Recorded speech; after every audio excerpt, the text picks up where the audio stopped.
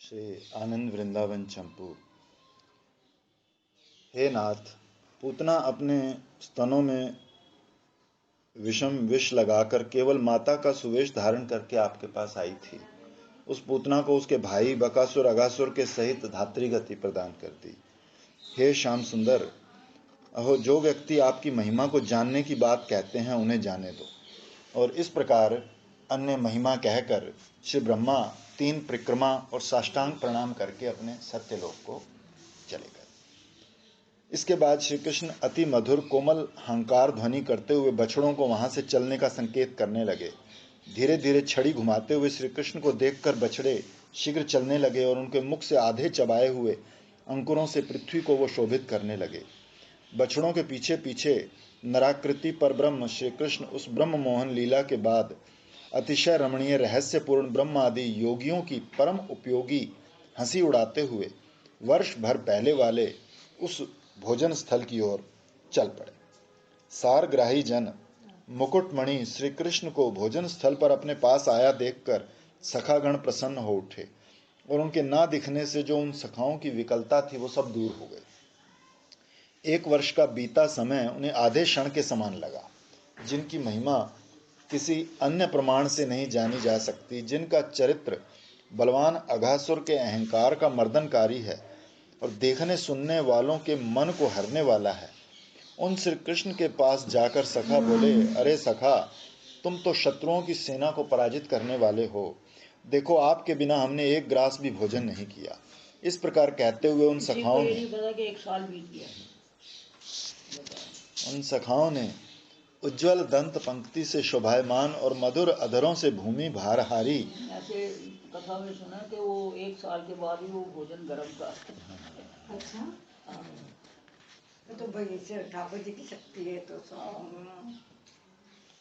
उनके वचन सुनकर धनुज संघारी श्री कृष्ण अलौकिक प्रेम पूर्वक भक्त मनाकर्षणी मधुर वाणी से बोले, सखाओ, जैसे तुम सब केवल मेरे प्रेम मुग्ध हो, मेरे हृदय में भी वैसे आपके प्रति मेरे हृदय को भी आपकी मित्रता सौरभ सदा से हरण करती रही है। ये सुनकर संताप रहित होकर वो सखा लता पता निर्मित कंकणों से शोभित अपने हाथों से श्री कृष्ण के हाथ पकड़कर बोले, सखा आओ, अब बहुत समय हो गया, भोजन करें तथा भूख को शांत करें। इस प्रकार सखाओं की लंबी चौड़ी बातों के आनंद में उत्कंठित होकर असुर संहारी श्री कृष्ण ने भी वन भोजन महोत्सव को विश्राम देने की अभिलाषा की। उसके बाद भोजन लीला के समाप्त हो जाने पर अपने ताप से दूसरों के मस्तक को संतप्त करने वाले सूर्य की धूप से दूर होकर क्षण भर विश्राम करने के लिए परस्पर सब विनोद करने लगे। उसके बाद भगवान श्री कृष्ण वन से अपने भवन में जाएंगे ये सोचकर सूर्य भी आकाश प्रांगण में शीलता से चलने लगे और पराकाष्ठा प्राप्त प्रेम की महिमा से आकर्षित होकर पश्चिम दिशा रूपी वधु के भवन का आश्रय लेने के लिए उद्यम करने लगे। अतः सबके ताप देने से निवृत्त होकर त्यागी गई अतृप्त कमलिनी की मलिनता बढ़ाने लगे। उस समय सूर्य आकाश रूप सागर के दोनों किनारों की नौका रूप अपने प्रतिबिंब को ब्रह्मांड कटाह से मिलाना चाहते थे। सूर्य की ये दशा अर्थात ढलता देखकर सब सखा अपने प्राणनाथ सखा श्री कृष्ण के साथ घर लौटने का विचार कर वंशी और श्रृंगों की ध्वनि से दिशाओं को पूरित कर अपने अपने बछड़ों को एकत्रित करने लगे। वो संतुष्ट होकर वेद्य के साथ श्रावण के दिनों के समान श्री कृष्ण के साथ चलते चलते जहाँ अघासुर का विशाल शरीर पड़ा था उसे देखकर बोले, अहो, हमारे खेलने के लिए ये बड़ी उज्ज्वल कंदरा बहुत अच्छी उत्पन्न हो गई है। ये कहते हुए रोग विनाशक औषधि के रूप में श्री कृष्ण को आगे करके अपने घोष के निकट जा पहुंचे। उस समय बछड़े अपनी माता गौ का स्तनपान की उत्कंठावश हो रहे थे, अतः उनके आगे के चरण तो शीघ्रता से उठ रहे थे, किंतु श्री कृष्ण जिनका तेज रणांगन में प्रकट होता है और जो भक्तों के भाव अनुसार आनंद उत्सव सिद्ध करते हैं, वो पीछे पीछे आ रहे थे। अतः उन बछड़ों के पीछे के 2 चरण उनकी ओर आकर्षित होने के कारण शीघ्रता से आगे नहीं बढ़ना चाहते थे। इस प्रकार शीघ्रता और अशीघ्रता के कारण उनकी गति स्वाभाविक मंद हो गई थी। तदनंतर दानव दमनकारी श्री कृष्ण के सखाओं ने चराचर गुरु श्री कृष्ण द्वारा पूर्व वर्ष में किए हुए अघासुर के वध का वृतांत 1 साल बाद सब घरों में कह सुनाया। जैसे वो वध आज ही हुआ। सब माताओं ने बीच में पूरी ब्रह्मोण लीला भी हो गई, वो गायब भी हो गए, वापस भी आ गए, अब जाके 1 साल बाद वो लीला सुना रहे हैं घर में। सब सखा अपनी माता से बोले, मैया आज कृष्ण ने वन में सबको विस्मित करने वाला महान साहसपूर्ण कार्य किया, जिसे देखकर हमें हंसी आती है। दूसरों के लिए वो कार्य दुष्कर दुष्प्राप्य होते हुए भी भक्तों के लिए विनोदकारी है। उस समय ब्रजराज श्री नंद ने अपने दाहिने हाथ के इशारे से राजोचित उपकरणों को लिए सेवकों को श्री कृष्ण सेवा की आज्ञा की। सुंदर चरित्र, अरुण नेत्र, महान नीतिमान श्री कृष्ण का उन्होंने वन भ्रमण जनित परिश्रम स्नान पान आहार आदि के द्वारा दूर कर दिया। अनंत वात्सल्य पूर्णा यशोदा जी ने कहा, हाय आकाश को भी संतप्त कर देने वाले सूर्य की तेज किरणों के ताप को सिरस फूल से भी कोमल शरीर वाला भोला भाला मेरा सुशील पुत्र किस प्रकार सह लेता है। ऐसा कहते हुए माता ने अपना दाहिना हाथ श्री कृष्ण के सब अंगों पर फिराया। श्री नंद राज बोले, अरे कृष्ण माता देख, जैसे कृष्ण के सेवक उपकरण स्वतंत्र हैं, उसी प्रकार इसके लिए एक स्वतंत्र निवास भवन भी बनवाना चाहिए। ये सुनकर हंसती हुई यशोदा जी बोली, अभी इसे पैदा हुए ही कितने दिन हुए हैं, अभी तो ये मेरे सभी अंगों के संताप को मेरे साथ रहकर दूर करता है, मैं अभी से सूनी गोद होकर नहीं रह सकती। तब श्री नंद महाराज अति कोमल निर्मल वाणी से बोले, अरे तू अभी कुछ नहीं जानती, अनजान हो। अनजान व्यक्तियों को भी ये एक प्रकार का कुछ अभिमान में सुख होता है कि पिता पैदा होते ही पुत्र के लिए धन आदि संपन्न माता पिता उसका वैभव विस्तार करके प्रसन्न होते हैं। ये भी तो एक प्रकार का सुख विशेष है। जब से जन्म हुआ जोशी ने कहा ना कि इसके बहुत से ब्याह होंगे, तब से लेके सारी लीला में 100 वर्ष तक यशोदा और वो घर बनाते रहे। तब बहुत सी शादियां होगी तो वो तब से घर बना रहे। तब श्री नंद महाराज ने हर्षपूर्वक मन से दूसरे दिन से आरंभ करके श्री कृष्ण के लिए अपने पुर के समान साथ लगा हुआ दूसरा निवास स्थान बनवा दिया। 8वां स्तव। इसके अनंतर बाल्य लीला को तिरोहित करके श्री कृष्ण ने क्रमानुरोध से प्राप्त होने वाली परिपाटी अनुसार अति उत्तम अवस्था को अंगीकार कर पौगंड अवस्था को अपने अंगों में आविर्भूत किया। उनके फूले हुए कपोलों पर मंद हास्य मधुरिमा शोभित हो उठी। उन्होंने वन में धूल से खेलना भुला दिया, भ्रमरों से गुंजित प्रफुल्लित पुष्पों की गेंद से खेलने में तत्पर हो गए। उस समय वे मूर्तिमान आनंद घन रस रूप से ब्रजभूमि का आनंद विधान करने लगे। विकार रहित समस्त गुणों से युक्त अपने सखाओं के साथ बछड़े चराने का उत्सव बंद कर दिया, क्योंकि श्री कृष्ण 6 वर्ष के हो गए थे। हम बड़े हो गए ना, बड़ा हो गया, हम गौएं चराएंगे। इस प्रकार पगंड अवस्था में श्री कृष्ण का कैशोर अवस्था में जो पहले चलना फिरना था, चंचलता रहित हो गया, मानो प्रथम अवस्था के गंभीर स्वाध्याय की आरंभिक शिक्षा के समान था। उनकी रोमावली बाल्यावस्था रूप सहचरी के बिछुड़ जाने से कुछ काली सी दिखने लगी। बालपन की चंचलता जाने कहाँ चली गई। इस प्रकार सखा के संग क्रीड़ा रूप बंधु के वियोग से मानो कटी प्रदेश पतला होने लगा। बालपन की सब बातों का अनुसंधान करने के लिए उनके नेत्र कमल चंचल हो उठे। उनकी बोलनी सुंदर कवियों की कविता की तरह आस्थान स्थित पद आदि दोनों से रहित हो गई। और अधिक क्या कहें, श्री कृष्ण का शरीर बसंत ऋतु में नवीन तमाल की प्रत्येक गांठ में अनेक वर्णों के अंकुरों की शोभा को भी तिरस्कृत करने लगा। उनका हर एक अंग मधुरता की तरंगों से पूर्ण, भीतरी मकरंद और पुष्पराग से युक्त मधुकर के अनुराग के समान प्रकाशित हो उठा। श्री कृष्ण जैसे नीलमणि मेघ आदि के उपमेय हैं, उसी प्रकार स्वर्ण विद्युत आदि की उपमेया श्री कृष्ण नित्य प्रियतमा श्री राधा आदि गोपीगण कोई कृष्ण अवतार के 1 मास पीछे, कोई 15 दिन पीछे पृथ्वी पर अवतीर्ण हो चुकी थी।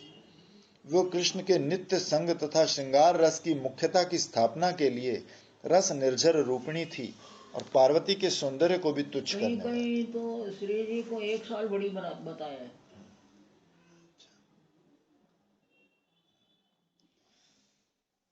लता की मंजरी जैसे पहले सीधी रहकर बढ़ती है, फिर टेढ़ी हो जाती है, उसी प्रकार उन गोपियों की दृष्टि कुमार अवस्था के बाद सीधापन सरलता त्याग कर टेढ़ी हो गई। हेमंत ऋतु के दिनों की तरह बाल्य अवस्था का चंचलता पूर्वक हंसना क्रमशः कम हो गया। काव्य के एक गुण विशेष की भांति उनका परस्पर कथनोपकथन संक्षिप्त हो गया। वर्षा के बाद झोपड़ी के छप्पर से जैसे पानी बूंद बूंद करके टपकता है, उसी प्रकार उनकी चरण गति क्रमशः मंद हो गई। दरिद्र व्यक्ति जैसे महारत्न को प्राप्त कर दूसरों की दृष्टि से उसे छिपा कर रखता है, उसी प्रकार वो अपने वक्षस्थल को ढक कर रखने लगी। अर्घ्य देने का पात्र जैसे ढकने से ढक कर रखा जाता है, उसी प्रकार वो अपने मस्तक को घूंघट से ढक कर रखती थी। मानो सूर्य चंद्र आदि नवग्रहों ने उन गोपियों के शरीर को अपना निवास स्थान बना लिया था। उन गोपियों की चरण चंचलता नेत्रों में आ गई थी। मध्य भाग की स्थूलता नितंब देश ने, ज्ञान की सूक्ष्मता कुशता ने, उनके उदर ने, उनकी वाणी का चतुरता के माधुर्य ने हरण कर लिया था। ब्रज गोपियों के कटी देश में अणिमा, नितंब देश में महिमा, वाणी में लघिमा, विषय में प्राप्ति अर्थात लज्जाशीलता, मन में काम वसायिता अर्थात कामचेष्टा, सौंदर्य में ईशिता ऐश्वर्य, नेत्रों में वशिता वशीकरण शक्ति और माधुर्य में प्राकाम्य अर्थात परिपूर्णता उदित हो। इस प्रकार उनके शरीर में 8 सिद्धियां प्रादुर्भूत हो। उनकी शोभा से ब्रजमंडल सुरभित सुगंधित हो उठा। समस्त लोक अनुरंजित प्रेम पूर्ण हो गए। कामदेव के जन्म की मानो सफलता संपादित हो गई। श्रृंगार रस मानो संशोधित विशुद्धता को प्राप्त हो गया। समस्त भाव निर्मल हो गए। श्री कृष्ण का लीला विलास मानो रसपूर्ण हो गया। उन गोपियों की हृदय परिणति ने कवियों की काव्य रचना कृतार्थ कर दी। उनकी उत्कंठा कलिका की तरह अपने गुणों को बाहर प्रकाशित करने वाली न थी। उनका मनोज मन में ही गुप्त रहा। उनका मनोरथ मन रूपी रथ में ही विराजित रहा। उनकी कृष्ण प्रीति तथा उस विषय में लज्जा बहुत वर्धित हो उठी थी। अन्य लोगों से भय भी संकोच रहित परिपूर्ण हो गया था। उनका वैराग्य तीव्र तथा उनका उत्साह भी अनुत्साह में बदला जा रहा था, लाइलाज हो रहा था। श्री कृष्ण मिलन के विषय में अन्य मनस्कता मानो सिंचित रूप से उनको मन को बेड़ी की तरह बंधनकारी हो रही थी। ब्रज गोपियों का मनोविकार साठी के चावलों की तरह भीतर पककर भी बाहर नहीं दिख रहा था। परिजनों के द्वारा पूछे जाने पर भी छिपाया जा रहा था। नीरस बांस को घुन की भीतर ही भीतर काटने की तरह वो मनोविकार उनके अपरिपक्व तथा नीरस अंतःकरण को सर्वदा करता रहता था। इस प्रकार ब्रज गोपियों में मनोविकार होने पर उनके कपोल लवली लता के फूल की तरह पीले रंग के हो गए। सूर्य ताप से सूखे हुए नवीन पत्ते की तरह उनके नीचे के होठ सूख गए। उनके नेत्र तुषार युक्त नील कमल की तरह मुंदे हुए से हो गए। उनके श्वास ग्रीष्म ऋतु के दिनों के समान लंबे और गर्म लगते थे। उनका देखना अज्ञानी व्यक्ति के हृदय की तरह अंदर से सारहीन हो गया। उनका चलना फिरना आत्माराम पुरुषों के घूमने की तरह प्रयोजन रहित था। उनका बोलना चालना गृहस्थ व्यक्ति की दशा की तरह अस्त व्यस्त था। विरक्त व्यक्ति के स्वभाव की तरह उनकी घर के काम काज में रुचि न रह गई, किंतु श्री कृष्ण के प्रति जो उनका भाव था वो स्वाभाविक था और घर के प्रति तीव्र घृणा सी पैदा करने वाला था। उस भाव को उन्होंने अपने अपने मन में ही छिपा रखा था। यहां तक कि अपनी अंतरंग सखियों के प्रति वो उसे प्रकाशित नहीं करती थी। वो सहचरियां विशेषज्ञ थी, उनके कृष्ण विषयक गुप्त भाव को जान गई, तथापि विशेष रूप से जानने के लिए बुद्धिपूर्वक श्री कृष्ण की श्याम वर्ण कांति युक्त अनेक वस्तुएं उनके सामने उपस्थित थी। नवीन इंद्र नील मणियों के आभूषण आदि उन श्री राधा आदि गोपियों के नेत्रों में अश्रु, त्वचा में पुलक आदि उदित करते थे। भूमंडल को सुगंधित कर देने वाले नील कमल कर्णफूर बनाने के लिए निर्मित सामर्थ्य रखकर ललिता आदि सखीजन श्री राधा आदि के प्रति कहती हैं, हे प्रिय सखियों, तुम्हारी सेवा के लिए ये सब वस्तुएं लाई हैं।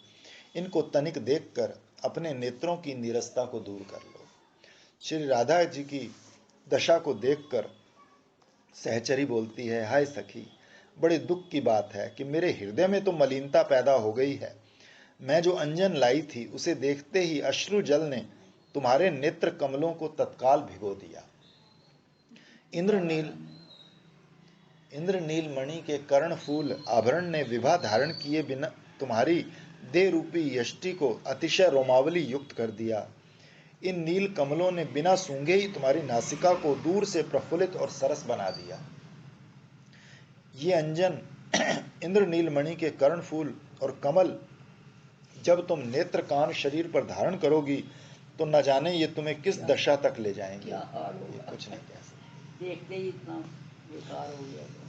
इसलिए तुम ही अपने हृदय के रहस्य को मेरे सामने प्रकट कर दो कि अंजन आदि इन पदार्थों में कोई विशेष शक्ति है या तुम्हारे मन में ही कोई विशेष विकार विद्यमान है। इन सब सहचरियों के चरण कमल लक्ष्मी देवी के समस्त अंगों को तिरस्कृत करने वाले हैं। उनकी जंघाएं केला स्तंभों को निंदित करने वाली हैं। उनके नितंब देश कामदेव के सिंहासन का परिहास करते हैं। उनके कटी देश डमरू के मध्य भाग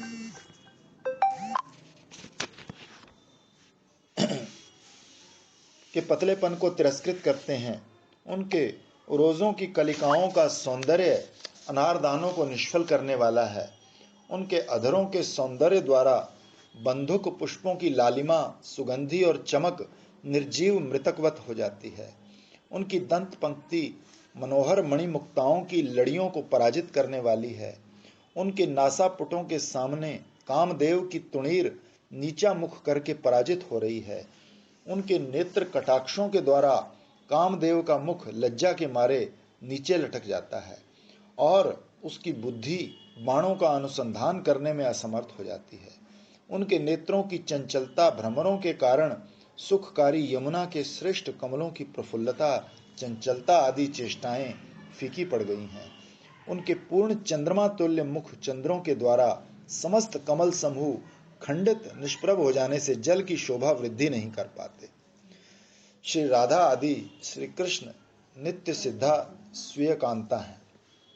उनकी रस रीति भी नित्य सिद्ध है। वो कभी भी श्री कृष्ण के विमुख नहीं हो सकती। इसलिए उनकी रस रीति प्राकृत नायिकाओं की तरह किशोर अवस्था द्वारा संपन्न नहीं है, अनादि है। उनकी राजनीति से संबंधित व्यापार या चेष्टाएं भी किशोर अवस्था के द्वारा प्रकाशित नहीं है। इसलिए उनमें किशोर अवस्था के उदित होने पर उनके कृष्ण अनुराग की प्रगाढ़ता का प्रकाश कोई आश्चर्य का विषय नहीं है। उनकी रस रीति तो उनके आविर्भाव के साथ प्रादुर्भूत हो गई थी। केवल किशोर अवस्था आने पर उस रस रीति की एक परकिया भाव में प्रकाश आविर्भूत हुआ था। ये सब सिद्धांत अति गूढ़ रहस्य में है। इस रहस्य को जानने वाली चतुरता, मुग्ध, मधुर और अमृत लता की शाखा स्वरूपा विशाखा जी अपनी प्रिय मुख्य सखी श्री राधा के प्रति एकांत में मधुर वाणी कहने लगी कि हे सुमुखी राधिके, कहो तो तुम्हारे हृदय में ऐसा विकार अचानक कैसे उत्पन्न हो आया। ये विकार आपके प्रेमी परिजन में प्राण बाधा पैदा करने वाला है। ये विकार यद्यपि उत्पन्न होते ही परिपक्व दशा पर पहुंच गया है, तथापि ये चतुर व्यक्तियों के भी तर्क गोचर नहीं है। क्योंकि तुम ही बताओ ना, तुम्हारी पहले जैसी अध्ययन उत्सुकता कहाँ चली गई? शुक सारिका का अध्ययन कहाँ गया? मोरों का नृत्य देखना तथा वीणा वादन कैसे समाप्त हो गया? अपनी प्रिय सखियों के साथ जो तुम्हारा हास परिहास, कथन उपकथन था, वो कहाँ चला गया? सखी, क्या वनमाली श्री कृष्ण ने तुम्हारी मनमणि चुरा ली है? हे राधे, ऐसा होना असंभव भी नहीं है, क्योंकि कुमोदनी चंद्र के बिना कभी भी आनंद में नहीं रहती। कमलिनी सूर्य के बिना स्वाभाविक मलिन हो जाती है। मेघ ध्वनि को छोड़कर चातकी दूसरे के संगीत सार में कभी हर्षित नहीं होती। कामदेव के बिना रति अन्य किसी में रति अनुरागमती नहीं होती। मेघ की गोदी को छोड़कर बिजली कहीं शोभा नहीं पाती और ना वो कहीं स्थिर रहती है। कोयल भी चैत्र मास को छोड़कर और कभी उत्कंठित नहीं होती। कमलों के बिना सरोवरों के जल में राजहंस कभी शोभित नहीं होते। चंद्रमा की कला शुक्ल पक्ष के बिना परिपुष्ट नहीं होती। सोने की रेखा भी कसौटी के बिना अन्य पत्थर पर अपने निर्मल गुण प्रकट नहीं कर सकती। माधवी लता भी बसंत ऋतु के बिना विशेष मनोहर सुगंध प्रवाहित नहीं कर पाती। अधिक क्या कहूँ, चांदनी चंद्रमा में ही रहती है, रत्न की कांति रत्न में रहती है, मधुधारा पुष्प में ही रहती है। इस प्रकार श्री राधा राधा रमण के साथ ही रहती है। इस प्रकार कवियों की परिभाषा हाँ देखो, देखो कितना कमाल है। हाँ वो महाप्रभु ने अंगूठा दिया ना, उसका असर है। कवि कर्णपुर तभी तो नाम दिया गया। इस प्रकार क्योंकि विशाखा पहला श्लोक ही उन्होंने कुंडल के ऊपर बोला था। इस प्रकार विशाखा के कह चुकने के बाद सर्वगुण गणालंकृता सखी ने परम प्रेम पूर्वक कहा, अतिशय उदार प्रेम तरु की शाखा स्वरूपा विशाखा ने सब कुछ उचित ही कहा है, इसमें कोई विचित्र बात नहीं है, क्योंकि रात्रि भी चंद्रमा से ही वर्धित होती है, इसलिए चकोरी चंद्रमा को छोड़कर किसी दूसरे को स्वीकार नहीं करती। इसलिए सखी राधे, तुम भी कृष्ण के बिना और किसी दूसरे को स्वप्न में भी अंगीकार नहीं कर सकती हो।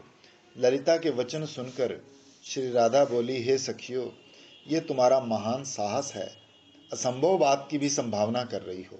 ये विशाखा तो विशाखा नक्षत्र के भाव को नहीं छोड़ती है, अर्थात ये वैशाख पूर्णिमा को माधव के साथ सम्मिलित रहती है।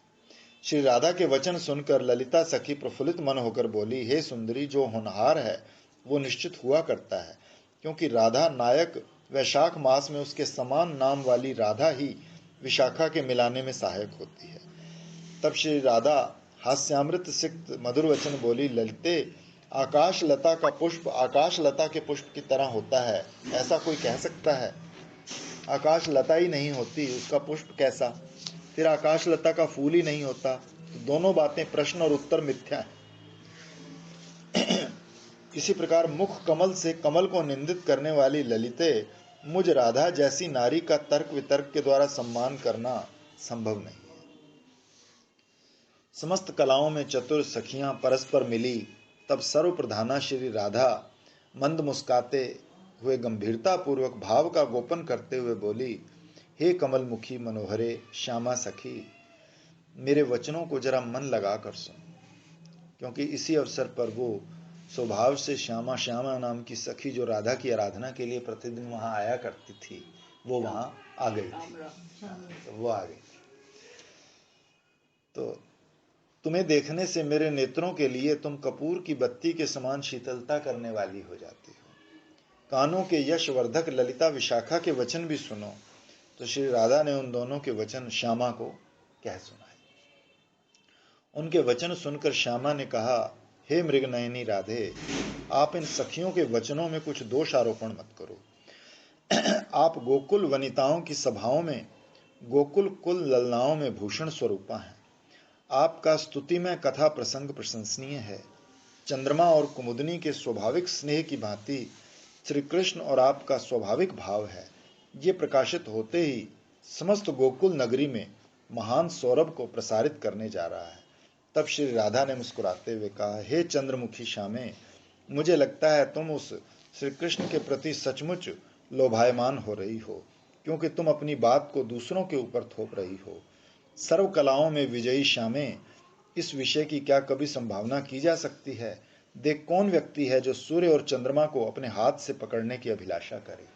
कांच के बदले महामणि को लेने की चेष्टा कौन कर सकता है? कौन ऐसा है जो समुद्र के तल में विद्यमान महारत्नों को अपने हाथों में रखने की आकांक्षा करेगा? और चिकने तथा चमचमाते रत्न समझकर कौन व्यक्ति सांप के फन को पकड़ने का लोभ करेगा? अथवा ऐसी कौन सी नारी है जो सिंह शावक की गर्दन के बालों के द्वारा अपनी केश रचना का साहस करेगी? तब श्यामा सखी ने कहा, राधे, तुम्हारे हृदय में आए हुए श्री श्याम सुंदर ने निश्चित ही हर लिया है। तुम्हारे हृदय के वचन ही तुम्हारे हृदय को विशेष रूप से प्रकटित कर रहे हैं, इसलिए अब हमारी प्रताड़ना का कोई प्रयोजन नहीं। श्यामा सखी के इस प्रकार कहते ही श्री राधा की वंचना चतुरता ढीली पड़ गई। तब अपने रूप रंग को रक्षित करने वाले भाव की कुशलता से मंगलमयी मनोवृत्तियों से उदित हुए रोमांच के कारण उसके कपोल शोभायमान हो उठे। उसके अंतःकरण में जो श्री कृष्ण कांति रूप श्याम रस विद्यमान था, वो कज्जल युक्त अश्रुधारा के रूप से कपोलों पर नेत्रों से प्रवाहित होने लगा। श्री कृष्ण विषयक परिपक्व अनुराग की पराकाष्ठा सर्वोत्तम पात्र रूप में श्री राधा प्रकाशित हो उठी। सर्व सौभाग्य संपत्तियों की पताका के रूप में सर्वोत्कर्ष को प्राप्त कर अपनी सखियों के हृदय को द्रवित करने लगी। क्षण भर आश्वासन देकर श्री राधा जी बोली, हे श्यामे, तू बता, मेरा इस प्रकार का सौभाग्य भूषण कहाँ झंकृत होगा। ध्यान से सुनो, श्री कृष्ण की चित्त रूप मणि अतिशय मूल्यवान है, अलौकिक श्रेष्ठतम मणियों की भांति वंदनीय है। मेरा अनुराग तो तृण को आकर्षित करने वाली तृण मणि के समान है, अतः वो कृष्ण चित्त मणि को खरीदने के लिए क्या मूल्य चुका सकता है। इतना कहकर श्री राधा जी रोने लगी। श्यामा सखी बोली, हाय सुनैनी राधे, कुछ खेद मत करो, तुम वचनों में विश्वास करो, धीरज धरो, हमारे वचन सत्य हैं, उन पर विश्वास करो। तुम्हारे अनुराग रत्न से ही कृष्ण मन माणिक्य परिचय पा रहा है। देखो, किसी लता का स्वाभाविक ऊपर की शाखा को त्याग कर नीचे वृक्ष की मूल में गड़ी निधि की तरफ फैलाव बढ़ता है, तो उस फैलाव से गड़ी हुई निधि भी छुपी नहीं रह जाती। आश्चर्य यह है कि नीचे की ओर होने वाला लता का फैलाव उस गुप्त निधि को जानता है। तब विशाखा और ललिता दोनों सखियां बोली, हे सुनैनी श्यामे, तुम्हारा और श्री कृष्ण का मिलन आनंद पहले ही प्रकट हो चुका है, अब भी मधु मिलित सी मीठी मीठी बातें तुम कह रही हो। हे मधुर हासी सखे, कहो तो एकांत में तुमने कोई वृतांत सुना है। श्यामा, ये बात मैं बड़े साहस से पूछ रही हूँ। दोनों फिर बोली, श्यामे, हम दोनों अपने सर की शपथ खाकर कह रही हैं, यदि ये वृतांत रस परिपूर्ण हो तो संकोच त्याग कर कह दो, हम दोनों तुम्हारे मुख चंद्र की बलिहारी जा रही हैं। तब मुस्कुराते हुए श्यामा बोली, ब्रजराज नंदन श्री कृष्ण किसी एक दिन वंशी श्रृंग गुंजामाला मोर मुकुट से सुसज्जित होकर उसी प्रकार सुसज्जित अपने सखाओं के साथ वन में जा रहे थे। वो अपने पुर के बाहरी द्वार के आगे स्वर्ण मणि में अलंकारों को धारण कर तुम्हारी सखी श्री राधा की अटारी के नीचे से निकले। तब श्री राधा अधिक भयभीत नेत्रों से चकित होकर इधर उधर देख रही थी। अचानक तिरछे नेत्र कटाक्ष से उसने श्री कृष्ण को देखा। ये लज्जापूर्वक चंचल नेत्रा राधा झट छिप गई, तो हृदय में शोभकारी आनंद उल्लास के कारण इसका धैर्य जाता रहा और ये फिर चंचलता पूर्वक ग्रीवा उठाकर श्री कृष्ण को देखने लगी। अकस्मात श्री कृष्ण की दृष्टि राधा की ओर चली गई। श्री कृष्ण के तिरछे कटाक्ष से श्री राधा के कटाक्ष का अगला भाग बीच में कट गया, अतः श्री राधा अपने कटे हुए आधे कटाक्ष को लौटाना चाहती थी, तो श्री राधा के कटाक्ष का अग्रिम आधा भाग श्री कृष्ण कटाक्ष के द्वारा कटे पिछले भाग को लौटाना नहीं चाह रहा था। इसलिए श्री कृष्ण का हृदय श्री राधा के कटाक्ष के आधे भाग से मानो आधे कटे भाग के द्वारा विद्ध घायल हो गया। कितनी बारीकी है। छवि रोज चिंतन करते हैं ना। हाँ। यशोदा कहती है कि इसको बहू की तरह सजा लो, सजा। तो ऊपर जाके जब देखते हैं तो आंचल यूं करके देखती है, तो ये रोज की छवि है गोचारण।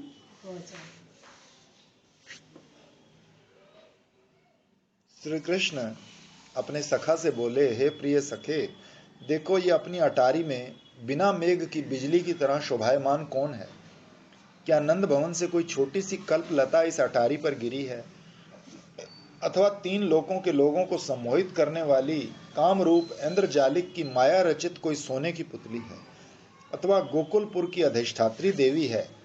क्या किसी परम कुशल चित्रकार के द्वारा दीवार के बिना विचित्र रेखा चित्र रूप में चित्रित है। आकाश रूप सरोवर से झूमती हुई स्वर्णमयी हंसनी है क्या। आकाश की स्वर्ण केतकी के समान, कामदेव की निष्ठुर तलवार के समान, अद्वितीय द्वितीया के चंद्रलेख के समान कौन है। बताओ तो।